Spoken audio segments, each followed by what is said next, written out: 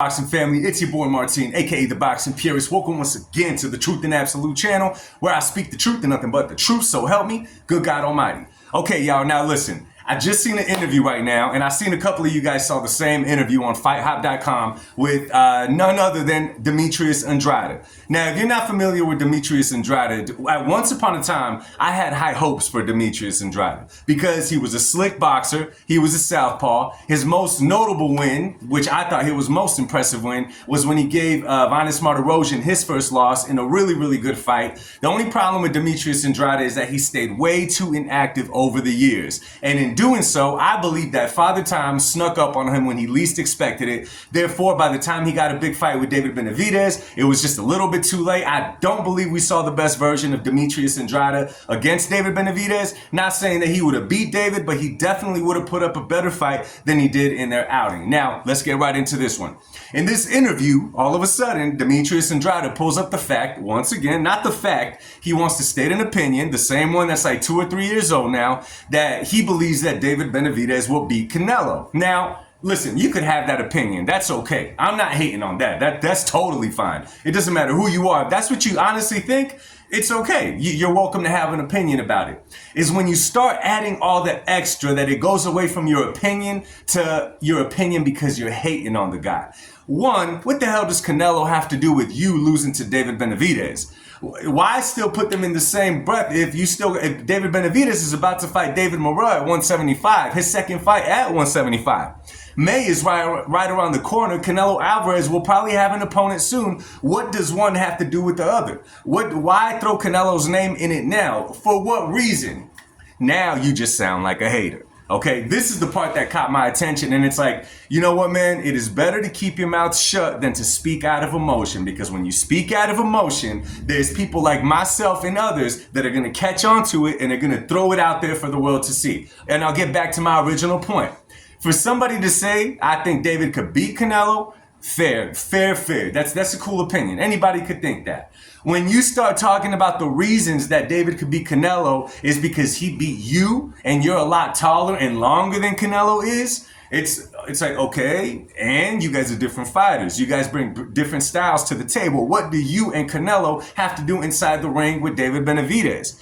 That is when you start sounding like a boxing casual. And listen, I don't take Demetrius Andrade as a boxing casual because the man is good inside the ring, was once upon a time a very slick boxer inside that ring. I'm a fan of Demetrius Andrade. I'm not going to front, right? But when you start saying stuff like that, it's like, bro, one thing that's common amongst boxing fans is that we understand that styles make fights, right? Styles do make fights. Just because you couldn't beat David Benavidez does not right away transfer to Canelo not being able to beat Benavidez because of his size.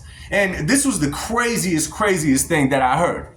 He said pretty much because Canelo is just too small overall, he can't beat David Benavidez. But I got a question for Demetrius Andrade and for whoever agrees with that. Can you name a fighter from 160 to 175 that Canelo's bigger than them? Could anybody name somebody that when Canelo was doing his tear at 168, what fighter was he bigger than? What fighter did he have a size advantage over? His few fights at 175, which fighter there did he have a size advantages over? So what am I getting at? What I'm getting at is that Canelo had never beat any of these top guys at 68 or 175 due to his size. Okay, we forget that Canelo is only 5'7", 5'8", pushing it with them high heel shoes on. And what I mean by high heel is those tennis shoes that everyone's wearing. I'm not saying Canelo's rocking high heels. I'll leave that to Oscar De La Hoya. But tell me right now, go up, down the list and name a fighter. Hell, go to 160 to 175 and name a fighter that Canelo has been bigger than and he beat because he had a size advantage on him. Daniel Jacobs, bigger than Canelo. Triple G, bigger than Canelo. Caleb Plant, bigger than Canelo. The list goes on and on and on and on. All these dudes are bigger than Canelo. We forget that Canelo is a small guy for 168. Hell, he's small for 160. It's 175? That is crazy talk. So when we go out talking like that and when we let our emotions get the best of us, this is what tends to happen.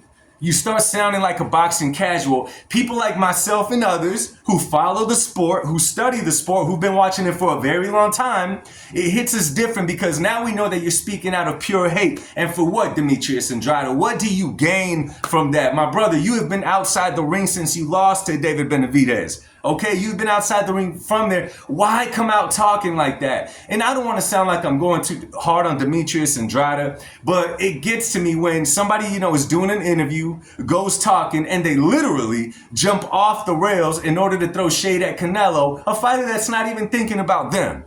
It's sad, yo. It is so sad that happens in the game of boxing. And again, it's taken away from Canelo at the same time. Bro, could we put some respect on the man's name? One thing that we don't talk about with Canelo is the fact that at his size, he's beating everyone at 68. He beat everyone at 160. 175, yeah, he lost to Dimitri Bivol. He stepped up and fought Dimitri Bivol. So all I'm saying is, man, I get it. You don't have to like the fighter. If you don't want to, you know what I'm saying? If you don't want to, you don't have to give him his flowers, even though he's an accomplished fighter in the sport.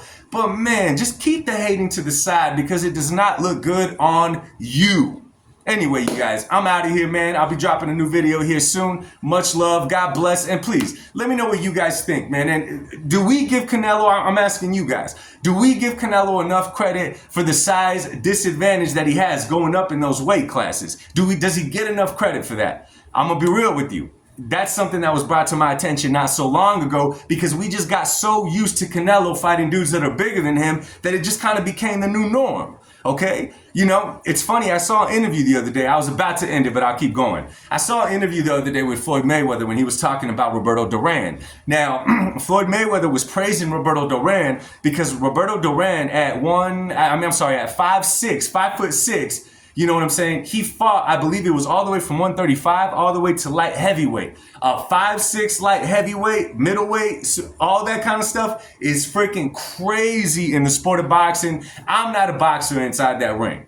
Ask any boxer, is that impressive? And they're going to be like, hell yes, that's impressive. And that's one thing that we do not give Canelo enough credit for. So anyway, y'all, let me know what you guys think about that, man, about the whole size thing. Is it that we just got used to Canelo fighting bigger dudes? Let me know in the comment section, y'all. Much love to y'all. God bless you guys and peace.